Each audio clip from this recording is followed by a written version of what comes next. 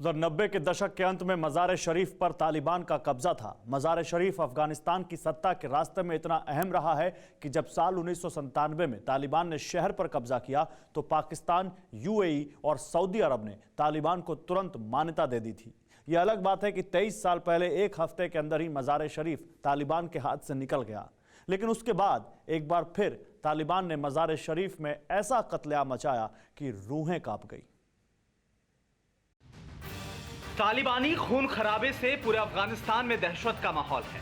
अफगान में रहने वाला हर शख्स वहां से सुरक्षित निकलना चाह रहा है, क्योंकि जो मज़ार शरीफ पहले अल्लाह की इबादत गाह हुआ करता था, जहां से शांति का पैगाम निकलता था, अब वहां सिर्फ गोलियों की आवाज आती है।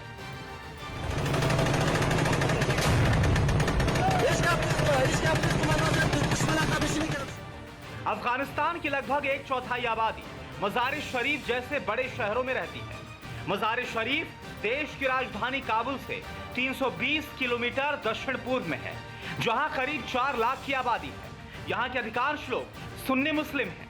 एक रिपोर्ट के अनुसार यहां ताजिक 50%, हजारा 25%, पश्तून 10%, तुर्कमेन 8% और उज़्बेक 7% है।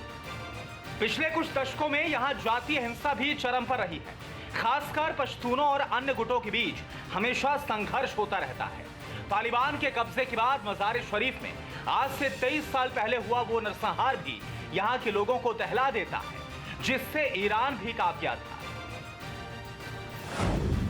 23 साल पुराना कत्लेआम मज़ार शरीफ आया जब तालिबान कांप गया, तब पूरा ईरान दूतावास में घुसा था। तालिबान 1998 का नरसंहार याद आया जब तालिबान ने खूनी दरिया बहाया। वो तारीख थी 8 अगस्त 1998। मज़ार शरीफ में 23 साल पहले तालिबान आतंकवादियों ने एक ऐसा नरसंहार किया था जिसे सुनकर आज भी वहां के लोगों की रूह कांप जाती है। 1998 में यह बर्बर नरसंहार तब हुआ था जब मज़ार शरीफ तालिबान के हाथ में पड़ गया था।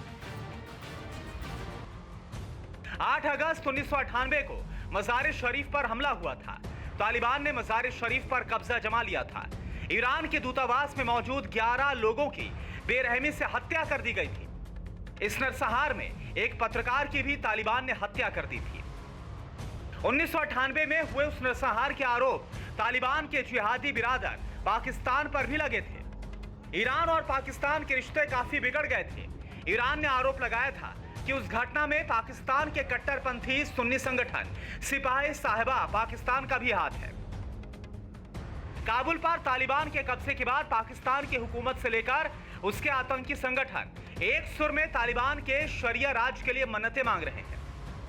मौजूदा दौर में जब दुनिया के ज्यादातर देश महामारी से जूझ रहे हैं, नरसंहार, कत्लेआम और युद्ध के नाम से ही कोफ्त होने लगती है। जब लोग महामारी से तबाह अपने देश को फिर से खड़ा करना चाहते हैं, उस दौर में अफगानिस्तान अपने खूनी अतीत में वापस लौट रहा है और इसका गुनहगार सिर्फ और सिर्फ तालिबान नाम का वो आतंकी संगठन है, जिसकी जल्लादों की जमात कंधार से काबुल तक और हेरात से मज़ार शरीफ तक खून की नदियां बहाने पर आमादा है।